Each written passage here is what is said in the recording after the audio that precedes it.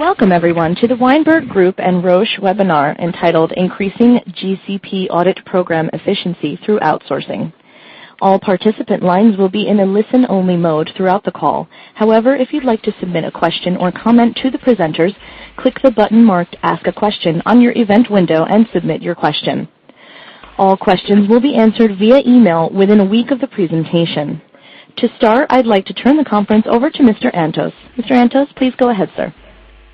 Good morning and good afternoon, everybody, and thank you for joining our webinar.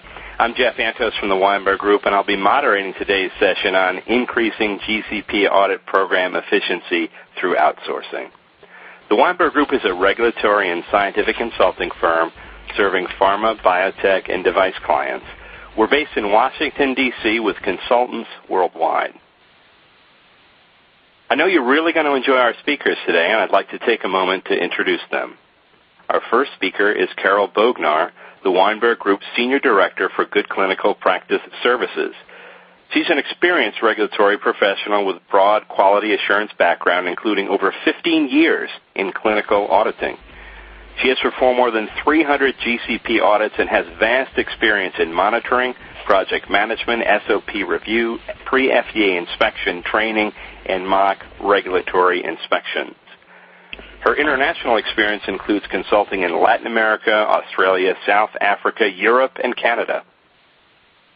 Our second speaker, Dr. Widler, is the head of Global Clinical Quality for Hoffmann La Roche. He completed his undergraduate and graduate studies at the Swiss Federal Institute of Technology in Zurich, where he received a PhD in microbiology.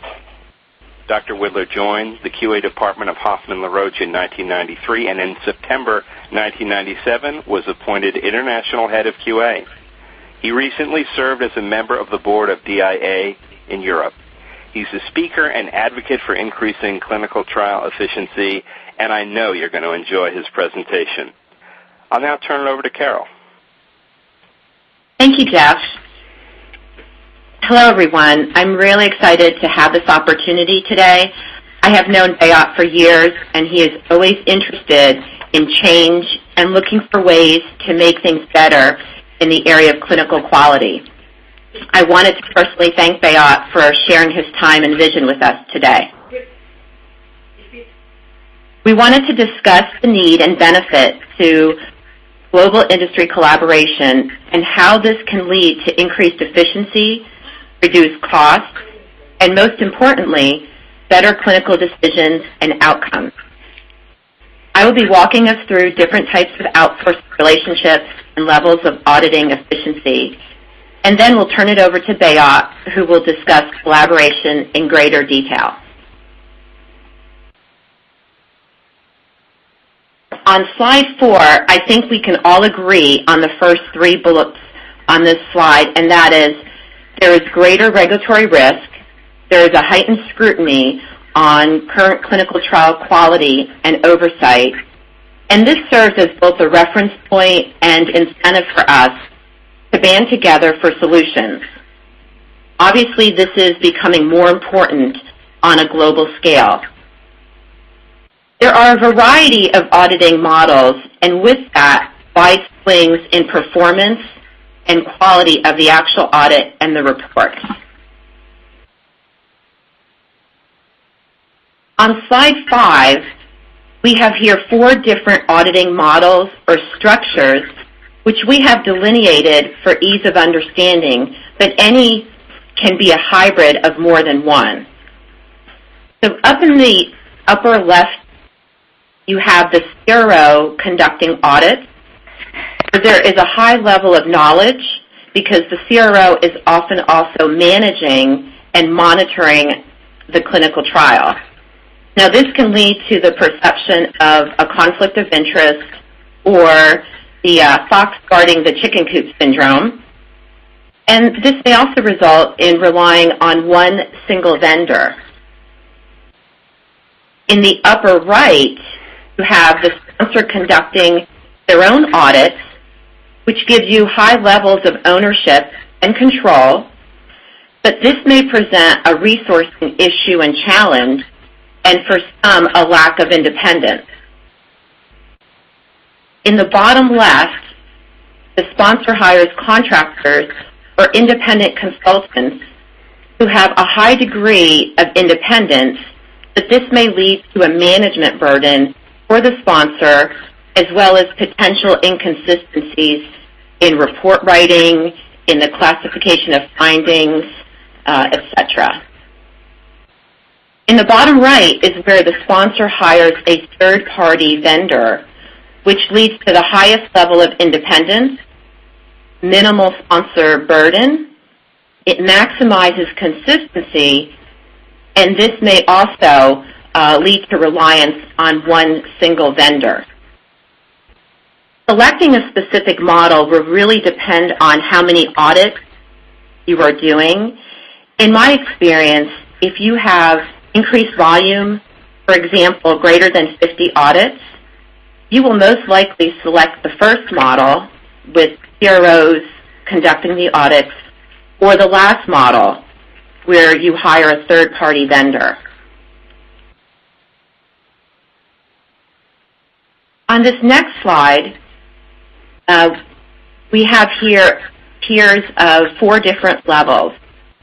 And essentially, these are beginning with the basic, level 1, then moving to standard, level 2, and then a more risk-based approach for level 3, and finally the collaborative approach, which is what Bayat will be discussing.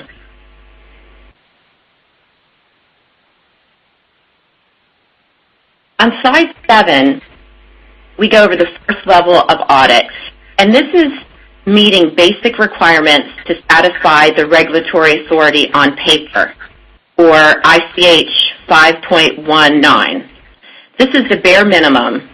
Again, there are wide swings in conduct and output, and there is minimal to no application of the results to other sites or other audits for study-wide conclusions.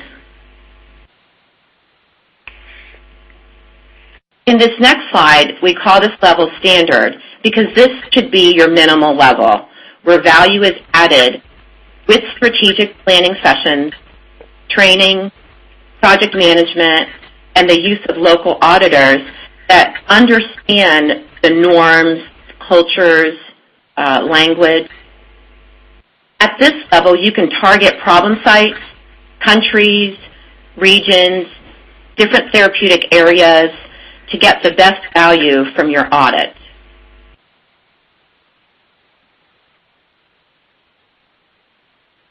Level 3 on slide 9, we perform for our forward-thinking clients. This is everything from level 2, which requires experienced auditors, which we would probably define as 10 years plus, with additional measures for identifying key risk indicators, which can be applied to site selection, vendor audits, study conduct, really any aspect of the clinical trial process. At this level, you have greater likelihood of achieving clinical oversight. This is where you have the ability to potentially identify 10% of sites that cause 90% of the problem. The FDA has also indicated that they are enhancing their inspection procedures to target higher risk areas.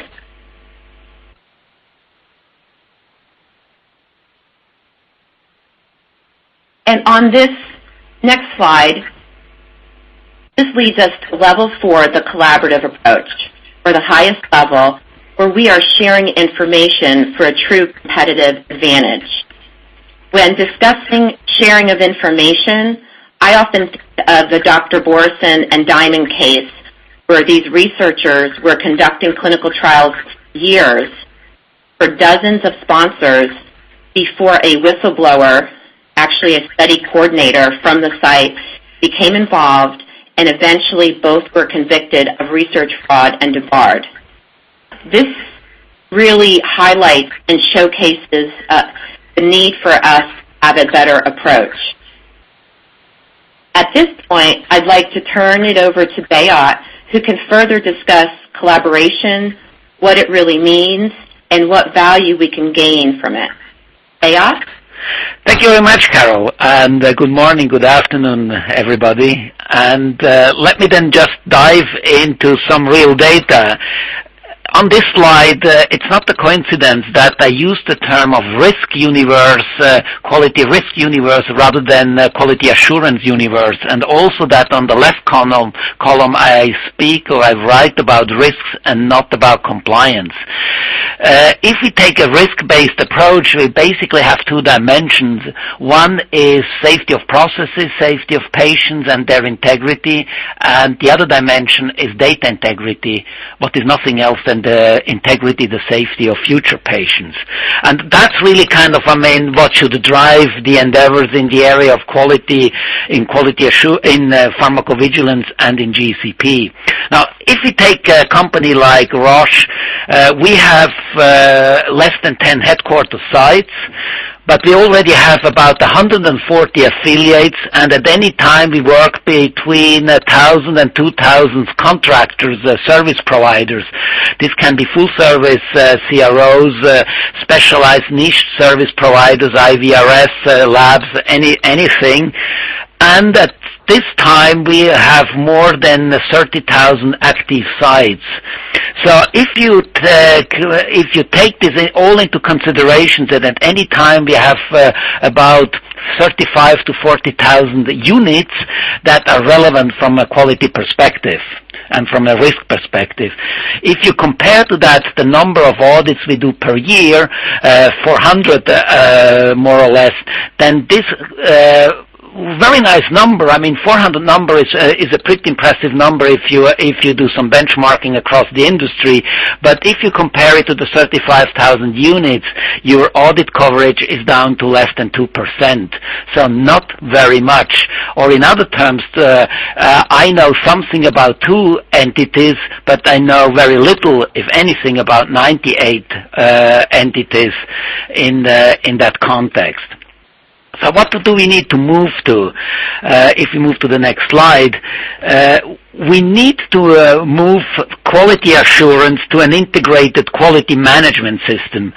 And in other terms, we need to move from a concept and an expectation that we can provide assurance to a concept that gives us plausibility.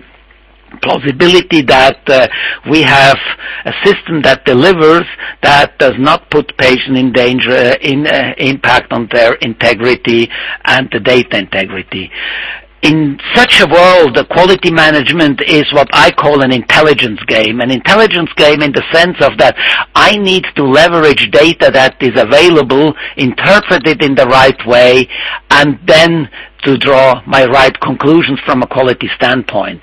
And this gets you right into the middle of quality risk management. And I'm not going to talk about this, although we have done a lot of work in this area and are applying successfully, but I would rather talk about the importance and the impact of auditing in a quality risk-based approach and how we can improve the efficiency of the auditing process. When we look at quality management as an intelligence game, then we need to not only to leverage existing data that we derive from clinical trial management systems, clinical trial databases, pharmacovigilance systems, any system that we entertain in order to run our trial, and we need to understand the existing data. In other words, we need to ensure that data becomes information, because a blood pressure measurement, a single blood pressure measurement, tells us very little. It only tells us something if we can make information out of it. So if we put it into context with a disease, with a patient, with a timeline, etc. In such a context, the source of quality data becomes completely irrelevant. As long as we can value the importance of the data, the soundness of the data, and the limitations of the data as well. And in this context, I think that the CTDI initiative that tries to much better leverage data information amongst the different stakeholders, so to improve the efficiency of the clinical trial process, is a very good example. I I would like, on the next slide, to share with you a concept that is coming from a completely different industry, the aviation industry. And the aviation industry, back in 1946, they have founded IATA, the International Airline Transport Association. And what is of relevance to us is they have understood very early on that in order to drive efficiency, safety, and also public trust in that industry, they will benefit by exchanging information between all the stakeholders. So information from defect reports, accident reports that occur at an airport by an air carrier or an airplane manufacturer, actually any stakeholder involved, gets shared in a controlled manner so that there is a collective learning from these error messages or from these accident reports. We have a completely different attitude in our industry. We keep monitoring reports to our chest, auditing reports to our chest, and just to refer to what Carol has mentioned, even if we come across gross negligence, even fraud, we have no system in place so that we can share this information efficiently, quickly, in a transparent way, so that there is no insinuation of slander or any wrongdoing. We don't have this. And I think there we are not very innovative in the sense of information management. If we are able to segment the data that we exchange, in other terms, so that we are able to dissociate proprietary information that's linked to the details of a product or of an individual who is operating it, and we can extract the quality information, then we have a way how we can share this quality information in a controlled manner without impacting on other elements that need protection, such as trade secrets. I don't like the term secret, but anyway, or information that has some stock impact, etc., etc. And I think another part that is extremely important to make this model successful is that the exchange needs to become part of a workflow. So it should not be an additional task. Take benchmarking that we all have participated in, and data that we very much like. Benchmarking means an additional work for the people who collect and have to deliver the data. It's not very often. It's not part of their workflow, but it's an add-on activity. And by the way, we know that benchmarking data very often is skewed to the more positive image. If we move on and we say, well, what would IATA in our area mean? Then we would achieve a more seamless coverage of the risk universe. And let me explain what I mean by this. Let's assume that we have a way how we can exchange between different sponsor companies, different stakeholders, CROs who do monitoring, who do study management, but also clinicians, SMOs who offer access to patients. If we are able to exchange in a controlled manner the outcome of my audit with these other stakeholders, and the other stakeholders exchange the outcome of their audit with me, then we can learn from each other. We can not only better utilize our resources. It becomes very obvious if you look at large service providers, large central labs. In average, they get audited twice a month by different sponsors. And those who have done audits, they know that most of these audits probably overlap by 80%. So there is a repeat of the same activities again and again. If we are lucky, we see the same findings or the same absence of findings. If we are unlucky, then we give conflicting messages to the auditees.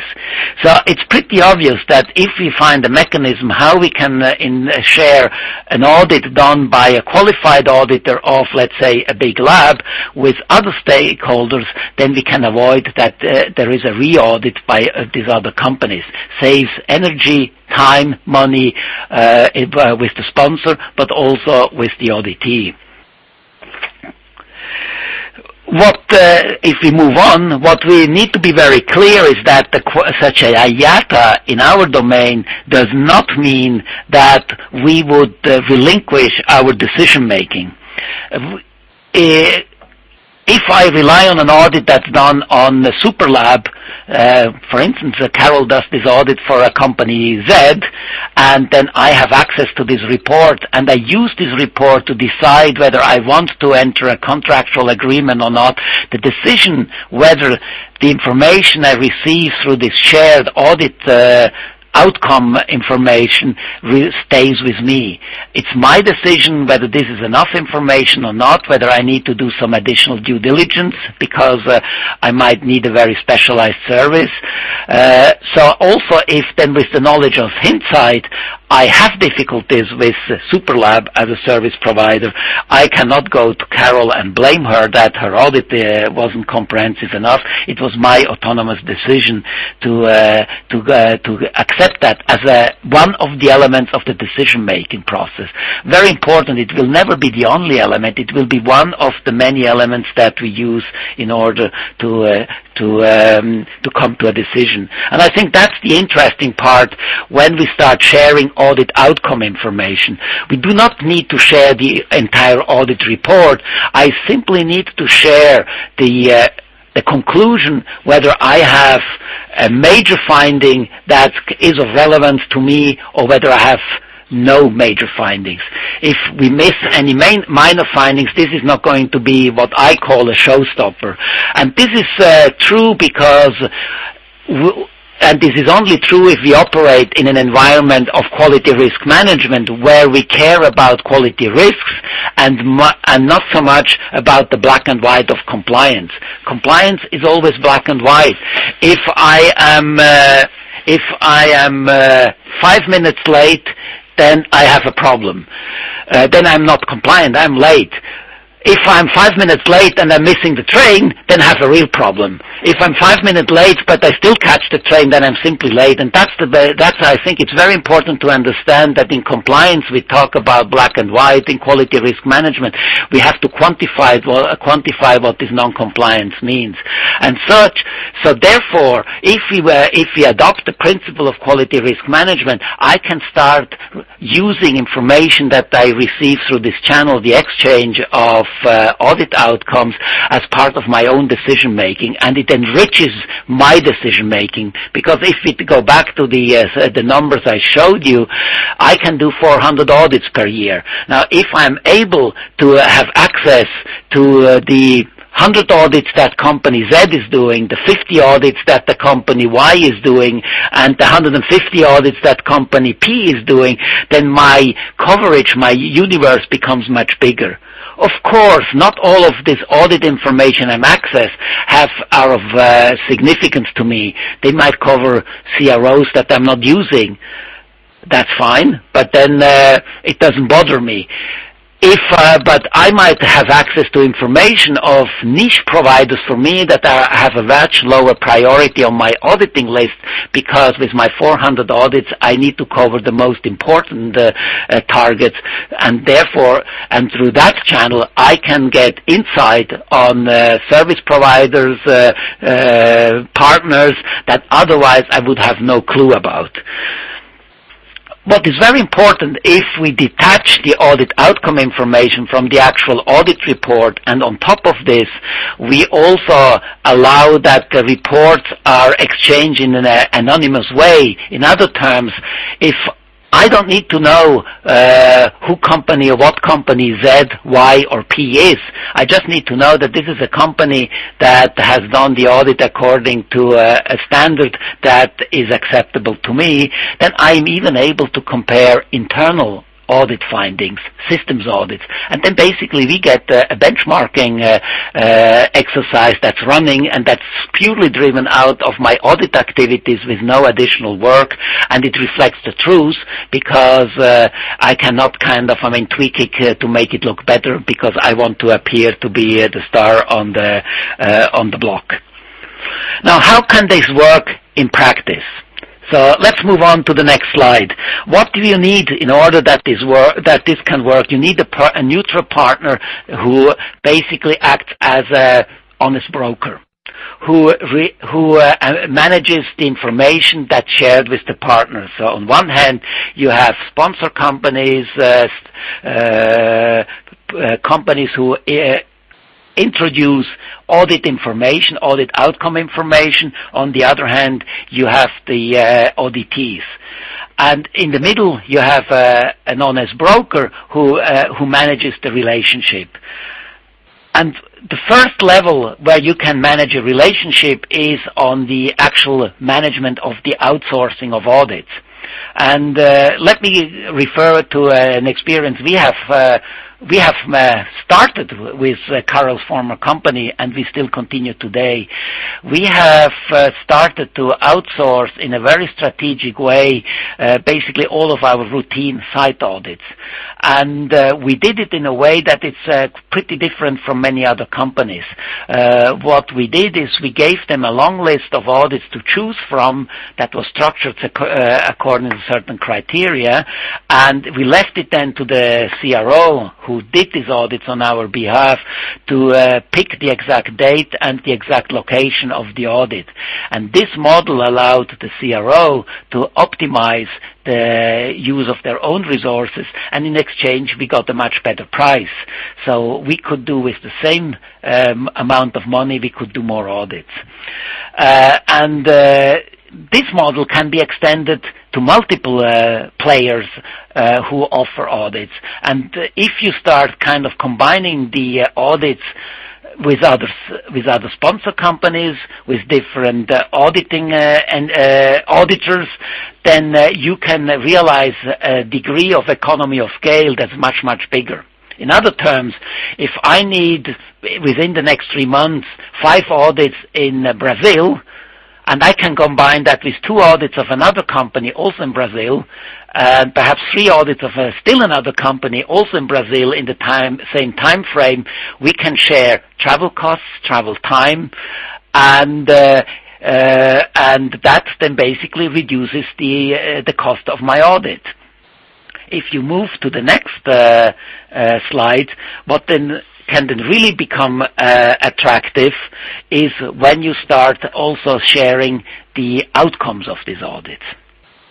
In order that this can work, and we call this project QUICS, you need a structured database, you need data and privacy protection, and you need to find a model how you can fund this. And basically, the model we have chosen, or the trusted party has chosen, I should say, is very much similar to what is being used in the banking sector, where all the transactions, the monetary transactions, are done by a trusted party, and each transaction elicits a fraction of a cent in cost, and it's the accumulation of all this transaction cost, and then it generates the business model for the SWIFT scheme in the banking sector. So if we move on and we have a look at the back end of it, then you would have on one hand companies who contribute audit outcomes, and the trusted part in the middle who manages the relationship, so make sure that the right information is shared. And on the other hand, then you have those who are interested in extracting the information. In other terms, I see that there is an audit that has been done on Superlab, and I'm considering to do a capability audit of Superlab. Then I say, I don't need to do that because 2 months ago, Company Z, I don't know who Company Z is, did an audit. I request the report, not the report, but the audit outcome information on Superlab. And if I find there are no big findings, yes, there are some findings in this area and that area, but nothing that would concern me. And on top of it, also these findings have been properly addressed in a CAPA plan, then I can be much more comfortable without doing a capability audit in signing a contract. And we all know for those who have done capability audits, they tell us very little because there is no real data to review. So imagine now, I can rely my judgment on data on the real data, an in-process audit that was done by another company, but who basically wants to contract the same services. if 10, 15 companies are using SuperLab, we can say, well, once a year SuperLab gets audited by one of these companies.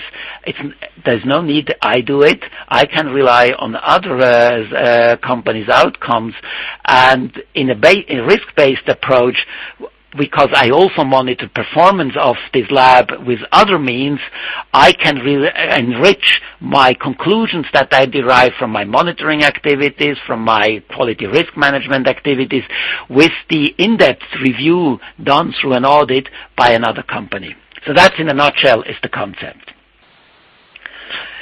That this is not, on the next slide, that this is not only a dream is proven by this slide, where this neutral partner that we have started to work with has created software and an internet platform that allows to manage this relationship, and allows to manage the relationship on two dimensions. One is on a more combine or in a partnership outsourcing model for audits. So this is the giving out the audits, planning the audits, but also then at the back end, the sharing of audit outcome information. So the technical part is basically finished. So what now this company is going to do, they need to outline and to define the nuts and bolts of the interaction model, of the business model. So if we move on, then we can say that, well, if this is a model that we say, well, this can work for auditing because we can control the information we share. We have a neutral partner in the middle who manages the relationships, so I don't need to put my dirty laundry into the public. I can show the laundry, but I don't need to tell everybody where it comes from. If this concept works, then we can say, well, if it works for auditing information, it can be used for structured monitoring information. Still today, monitoring reports very often are in prose, are written text. It's almost like sometimes they read like a novel. But if it's done in a structured way that everybody more or less shares, or at least shares the underlying data model, then we can, for the same sites that we have been using, if we can make this information available, we can benefit from each other's knowledge about the functioning of a site, of a given process, by tapping into this information. And imagine if many sites, they do 3, 4, 5, 6 studies in parallel at any time. Now, if this monitoring information from the 5 to 6 trials is shared amongst all of these participants in a confidential, structured, segmented way, I do my monitoring visit today, I find nothing big, and then I learn that 1 week ago the other sponsor was there and also didn't find anything big. Then next week somebody else is there, 2 weeks later, and they all kind of confirm what I have been seeing during my visit. Don't I get much more confidence in my monitoring report or in my monitoring outcome, that I can say, well, I didn't find anything, all the others didn't find anything. Isn't that giving me more comfort that this is taking in the right direction? And they might even decide that I don't need to monitor every 6 weeks, but I can extend the monitoring intervals because I'm integrating, also relying on information that is generated by these other companies, who, by the way, I do not know who has generated the report, and I don't need to know. It's also becoming interesting if my outcome is different from the outcome from the other participants.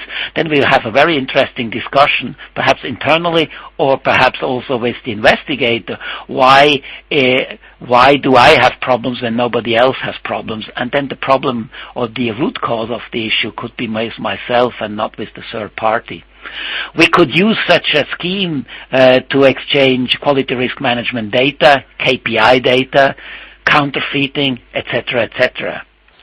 And now if you think that this is a dream and that probably I got a bit too much sun in the summer, but I can tell you in Europe the sun wasn't too hot.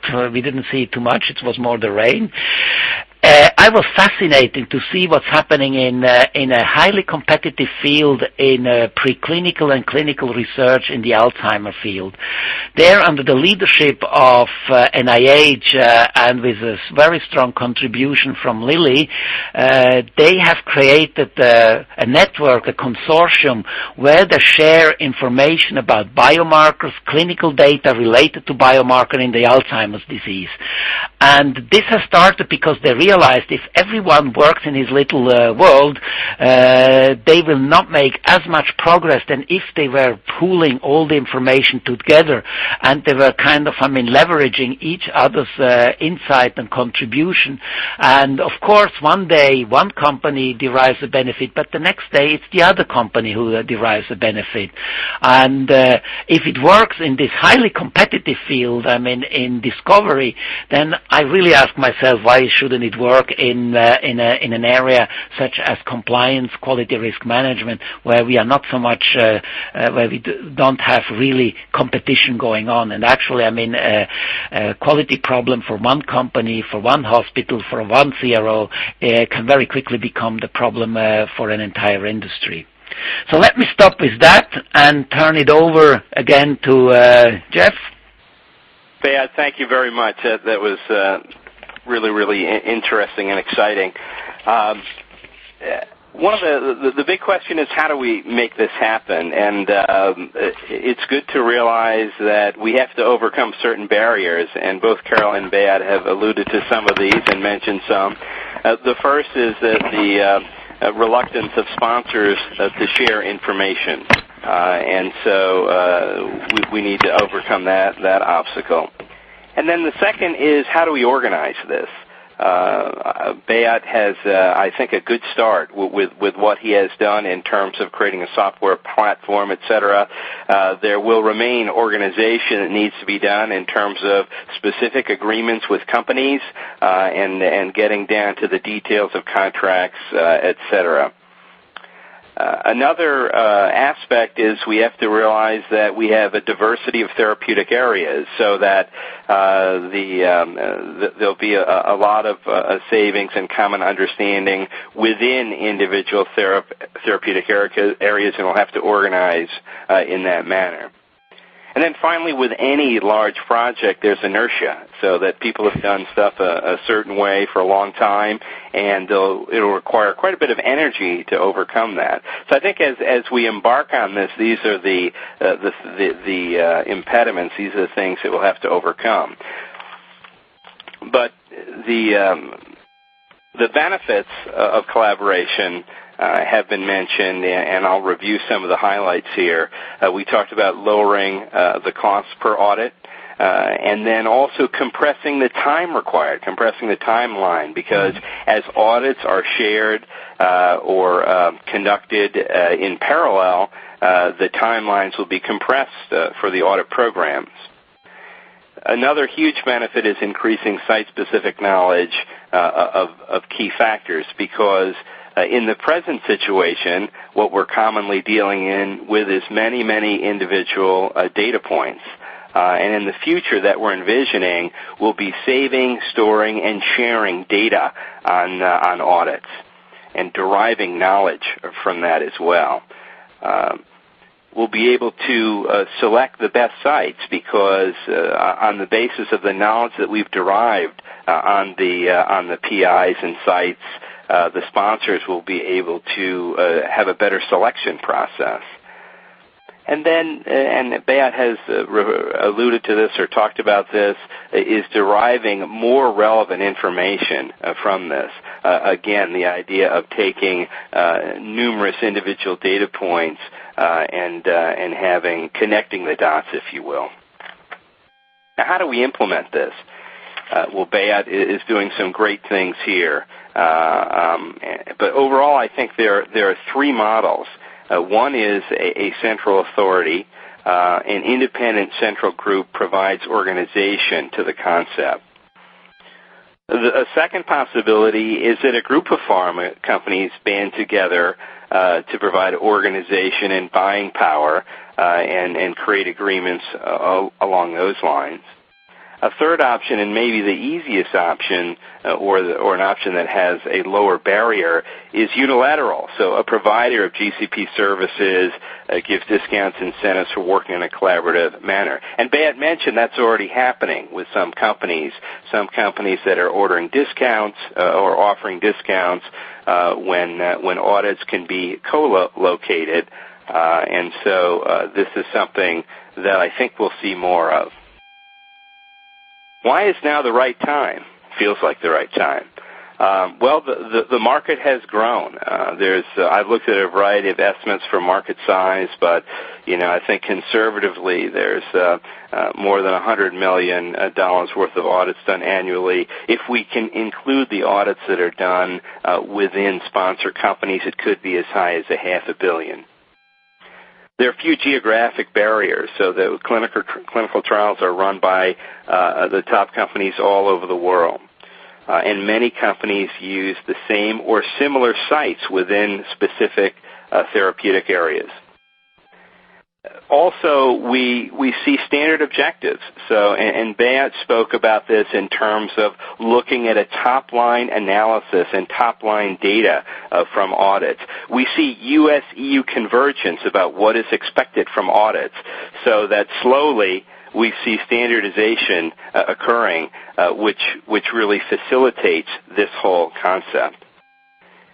And then finally, a recognition among many pharmas that the times are changing, that collaboration is important, and the Alzheimer's disease neuroimaging initiative that Beat mentioned is a really great example of that.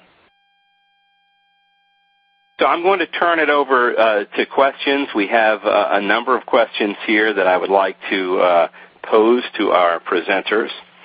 And I'll start out with Carol.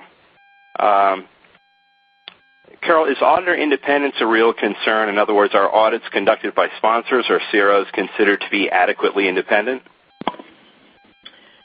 Well, that's a good question.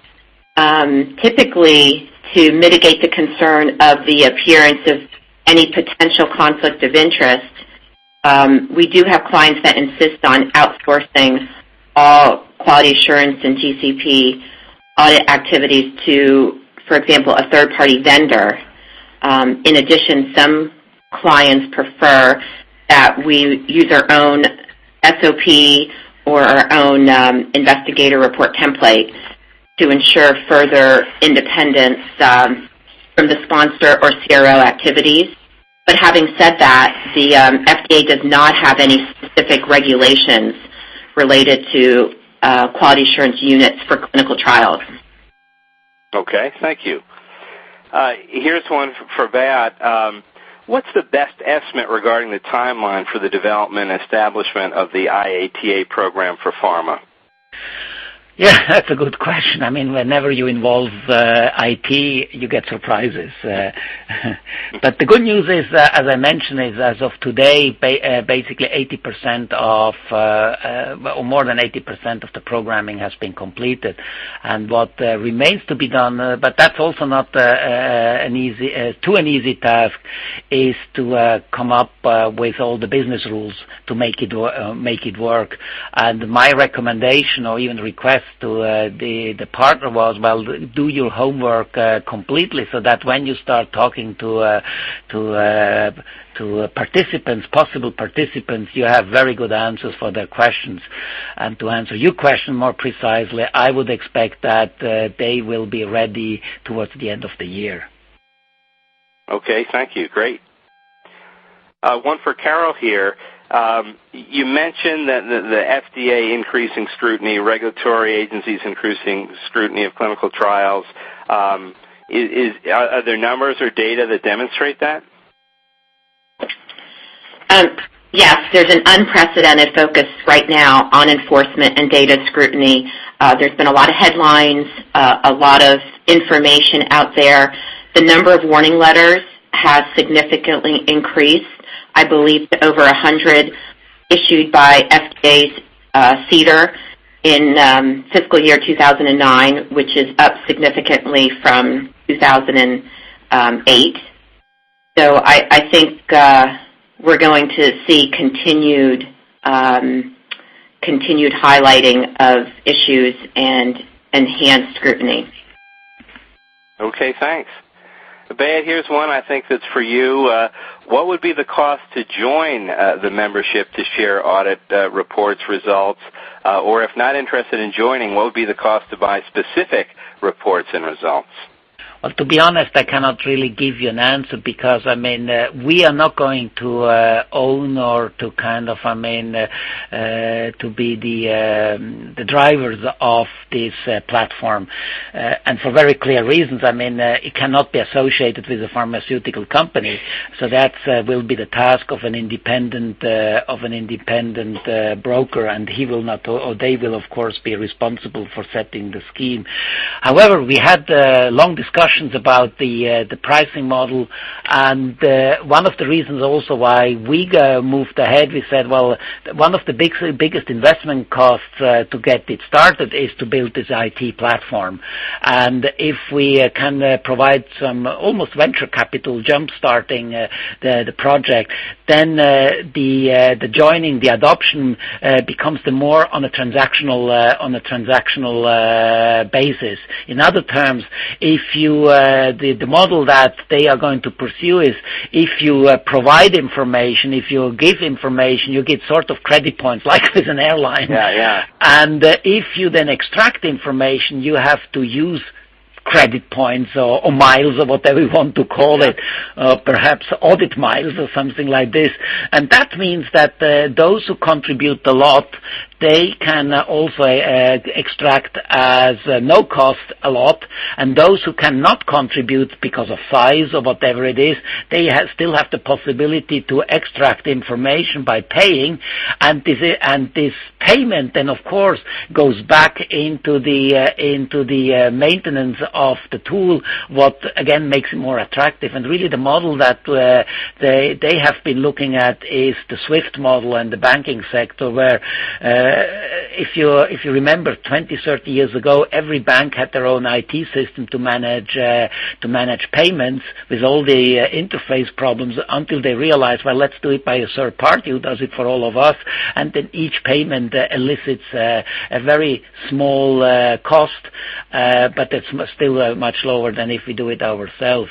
So to make a long story short, the idea is not to have a huge entry fee that needs to be paid so that there is a hurdle to join, but rather to have a steady flow of the fee is fed by the transactional cost. You get merit points if you provide information, because that's in a way that's the fuel that keeps the whole engine going, and you provide money if you extract information or you use your credit points.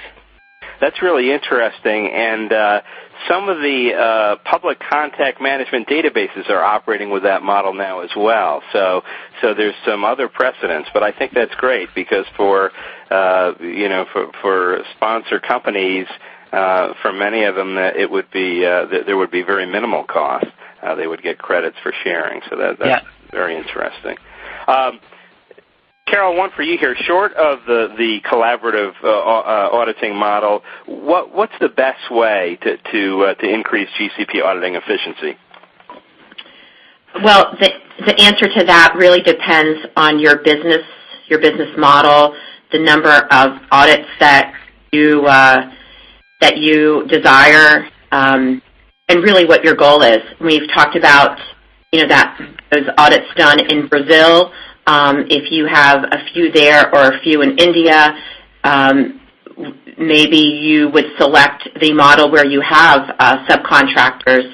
But again, if you're looking at quantity and quality, then you would probably focus on the models we discussed, having a third-party vendor, working with the CRO. And really, we would recommend a risk-based approach.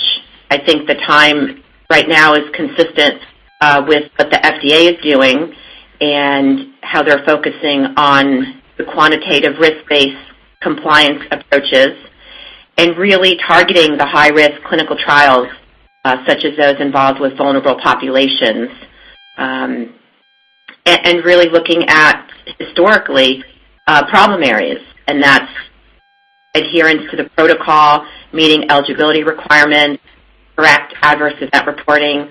All of these will continue to be issues that the models selected should focus on. Thank you, Carol. That's good. Beat, I've got one more for you, and then I think we're going to wrap up the Q&A.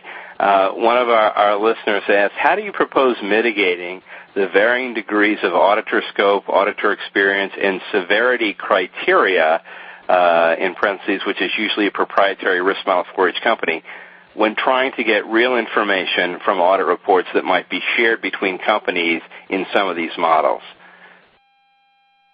Yeah, I mean, of course, we thought about the validity of the information that you want to inject into such a system, and so one of the deliverables they need to develop now by the end of the year are competency criteria for the auditors who participate, and Carol, please add on that. There are some objective criteria such as formal training that people have attended, accreditation, certification,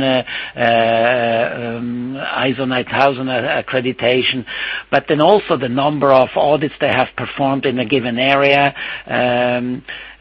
So that is one way how to ensure that only auditors who have the right skill set can inject information. Well, actually, one can go one step further, and one can say, well, I mean, we can have a qualification system then of the auditors over time, where if an auditor has been rated as being very skilled based on his CV, based also on the feedback that is received from the auditees, or for freelance auditors or auditors working for a specialized auditing company from their clients, then you can give certain marks to the outcome that they have contributed to. So you can say, well, this is an auditor. He yes, he is qualified to inject information, but very little known is about him. So the information he contributes, we rate it as perhaps with a 1 star. And here comes somebody who has extensive information, extensive track record of excellent audits. This is a 3-star. His input is rated as 3 stars. So that's one way how to ensure that the input makes sense and also can be trusted. On the other dimension, I mean, how do we make sure that we do not blur the information with the personal biases that each auditor has, by the way. The idea there is again, I mean, rather than focusing on the actual audit report, but on the audit outcome, it is much easier then to come to a conclusion whether something is a critical finding or just a minor finding. If we go for again, from a risk-based approach for the dimension patient safety, data integrity, if the question is what you have seen here, does this lead to a critical problem with data integrity or patient safety, this kind of discussion is much easier to conduct than if you are trying to give a more subjective rating on this is more important or less important. And that's also why we wanted to include this trusted party in the middle who can then make a quality control on the reports that are shared, so they can make an assessment whether the judgment, the nature, the severity of the finding that's presented, whether this is reflected by the actual finding itself. So they can also act as sort of an equalizer to compensate for different styles and tastes and hobby horses of auditors. And I think that's another advantage. Over time, it will also lead that auditors develop a more streamlined or aligned way of working, because there is somebody who has this overview and can say, hey, Beat, why do you rate that as critical? Because what we have seen so far from other auditors with a very similar finding, for them it was only kind of something that's major, but they never make it to critical. Can you explain that? And then I might say, well, actually, that's a good point. I'm going to revise my standard or the way I'm looking at this. So mechanisms are being developed to ensure the quality of the information that is shared, but also the kind of, to have a possibility that we can avoid that there are too discrepant methodology and judgments that could then kind of, mislead the participants. Yeah, that's interesting. I think in the model that you're describing, Beat, the assessment of audits and auditors may be better than it's ever been, certainly more consistent. Exactly. Okay, well, we're just about out of time. A couple of things here. We will mail the answers to the remaining questions, actually all the questions, to participants within the next week. We'll also mail you a copy of the presentation. A couple of folks asked about that as well. On your screen right now, you will see in just a moment a URL. And with that URL, we would like you to take a moment to complete a survey about the presentation. We'd really appreciate that. And then finally, I'd like to thank Carol and thank Beat, our presenters, for doing a great job and an interesting presentation. And also would like to thank all of our listeners for participating. Ladies and gentlemen, this does conclude the presentation. Before you log off, we'd very much appreciate if you could please take a moment to complete a short evaluation form. Thank you for your participation.